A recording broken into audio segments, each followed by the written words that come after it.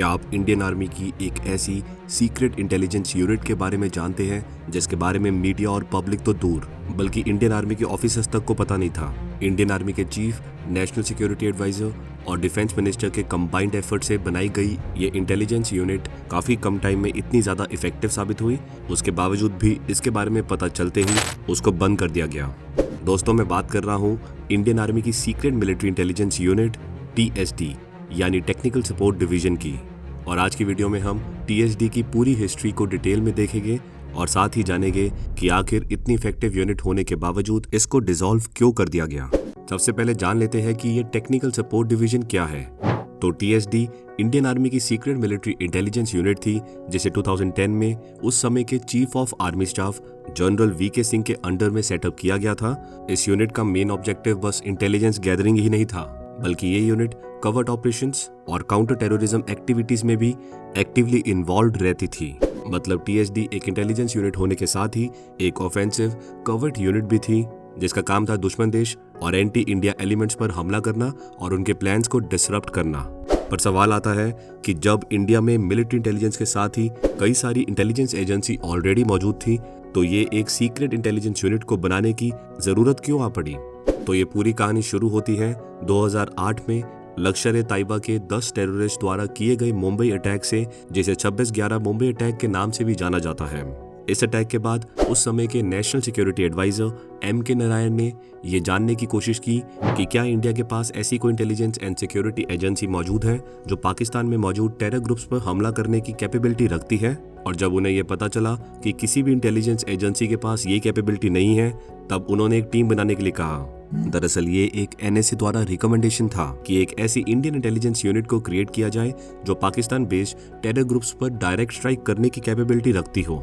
ये बात याद रखें कि इन टाइम पर जो इंडियन आर्मी के चीफ थे जनरल दीपक कपूर, जिन्हें 31 मार्च 2010 में रिटायर होना था, और इंडियन आर्मी के नेक्स्ट चीफ होने थे Vijay Kumar Singh.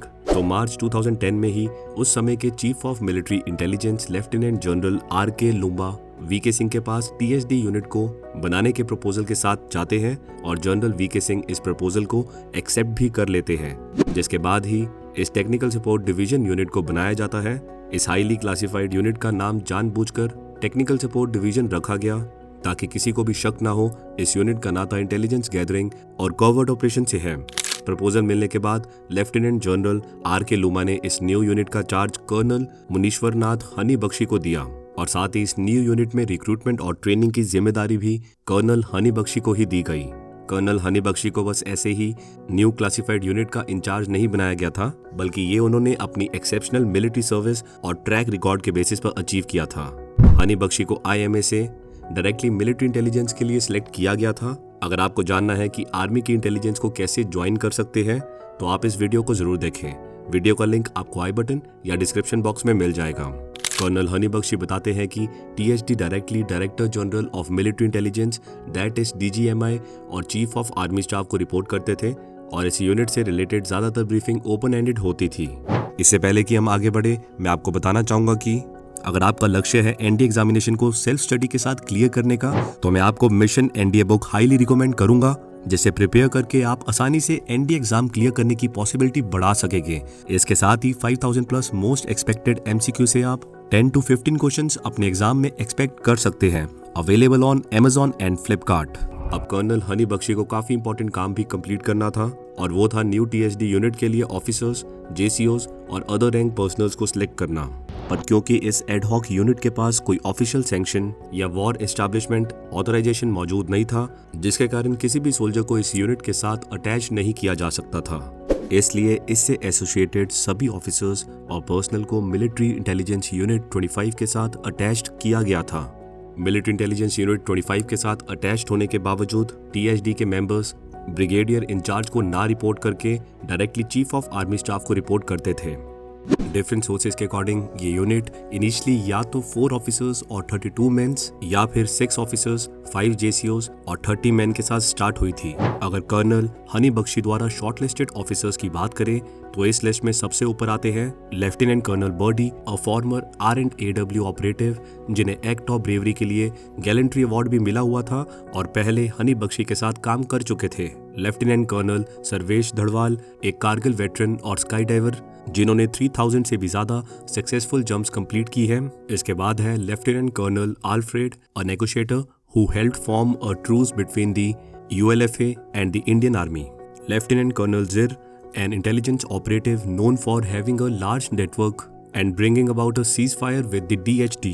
Lieutenant Colonel Naughty, an expert in cultivating assets who was credited for identifying the people behind stone pelting, include incidents in Kashmir.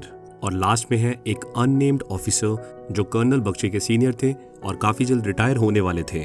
Colonel Honey Bakshi पहले से काफ़ी क्लियर थे कि TSD में कोई यंग लेफ्टिनेंट या कैप्टन को शॉर्टलिस्ट नहीं किया जाएगा, क्योंकि जिस तरह के काम इस यूनिट को आने वाले टाइम में करने थे उसके लिए ऑफिसर्स और मेंस दोनों के पास कॉम्बैट एक्सपीरियंस होना चाहिए, और ना ही इस यूनिट के पास इतना टाइम था कि ये यंग ऑफिसर्स और मेन को ट्रेनिंग प्रोवाइड करें। इसलिए शॉर्टलिस्टेड ऑफिसर्स को फर्दर ऑर्डर दिए गए कि आप रिमेनिंग JCOs और अदर रैंक पर्सनल को शॉर्टलिस्ट करें जिसके साथ आपने पहले ऑपरेशंस किए हुए हैं।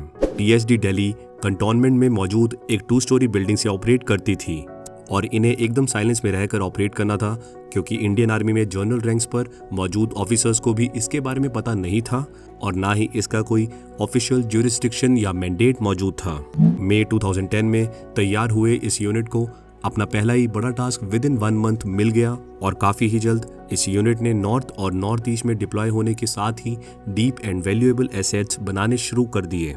अब आगे बढ़ने से पहले एक बात जानना ज़रूरी है, ऐसे सीक्रेट ऑपरेशंस को हम मेनली 2 टाइप्स में क्लासिफाइड कर सकते हैं। First is undercover operation and second is covert operation. और इन दोनों टाइप के ऑपरेशंस में मेन डिफरेंस ये है कि undercover operation successfully carry out करने के बाद आप उस पर क्लेम करते हो कि हाँ, इस ऑपरेशन को हमने अंजाम दिया है। वही कवर्ट ऑपरेशन में ये क्लेम कभी नहीं किया जाता है। और क्योंकि TSD को कवर्ट ऑपरेशंस कंडक्ट करने के लिए बनाया गया था, इसलिए इनके द्वारा किए गए ऑपरेशंस हाईली क्लासिफाइड हैं। एक रिपोर्ट के अकॉर्डिंग इस यूनिट ने इतने कम टाइम में भी total 8 abroad covered operation conduct किए हैं। और ऐसा नहीं है कि बस इन फैक्चुअल फैक्ट्स के बेसिस पर इस यूनिट की इफेक्टिवनेस की बात की जा रही हो, बल्कि इस यूनिट के इफेक्टिवनेस का अंदाज आप उन 2 साल के डाटा को स्टडी करके भी निकाल सकते हो जब TSD एक्टिव थी। इवन कुछ एक्सपर्ट का तो ऐसा मानना है कि अगर आज भी TSD एग्जिस्ट करती तो इंडिया को पुलवामा जैसे अटैक कभी देखने को नहीं मिलता। पर अब सवाल आता है कि इतनी इफेक्टिव इंटेलिजेंस यूनिट को डिसॉल्व आखिर क्यों कर दिया गया।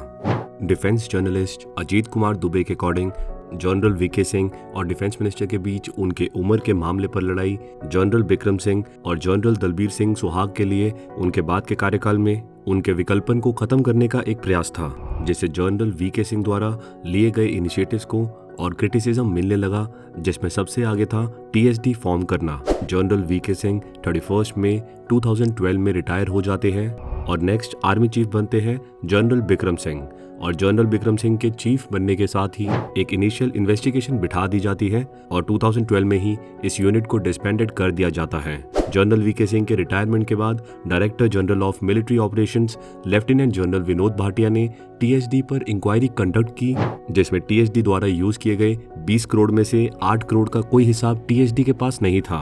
मिसयूज ऑफ फंड्स के अलावा और भी कई चार्जेस इस यूनिट पर लगाए गए, जिसमें जम्मू एंड कश्मीर पॉलिटिक्स को इन्फ्लुएंस करना भी शामिल था। TSD के ऑफिशियल्स को अपने पर्सनल पासपोर्ट पर फ्रीक्वेंटली दुबई और लंदन विजिट करना, और सबसे बड़ा आरोप जो TSD पर लगा वो था ऑफ एयर इंटरसेप्शन इक्विपमेंट्स की मदद से नॉर्थ ब्लॉक में मौजूद सीनियर ऑफिशियल्स और डिफेंस मिनिस्टर AK एंटनी के फोन्स को टैप करना।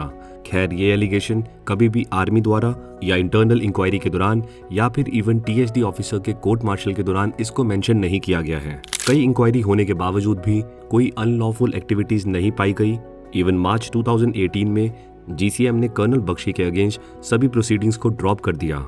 आज भी काफी डिफेंस एक्सपर्ट्स और DGMI ऑफिसर्स मानते हैं कि TSD बस एक राजनीति लड़ाई के बीच फंस गई थी और TSD को डिसॉल्व करने के साथ ही ये तय हुआ कि आगे से ऐसी किसी भी यूनिट को फॉर्म नहीं किया जाएगा।